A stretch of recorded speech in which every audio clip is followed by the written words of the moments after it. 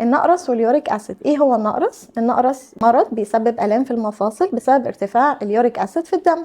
اليوريك اسيد ده بيجي منين؟ بيجي من تكسير ماده اسمها البيورين. البيورين دي بتبقى موجوده في اكلات حيوانيه واكلات نباتيه. الشق التغذوي بيعتمد على ان انا ازود من المأكولات اللي بتقلل ارتفاع اليوريك اسيد في الدم، واقلل من المأكولات اللي بتزيد من تكون اليوريك اسيد في الدم. طبعا الناس كلها عارفه ان اللحوم هي السبب الرئيسي لارتفاع اليوريك اسيد، وده طبعا صح. اللحوم الحمراء.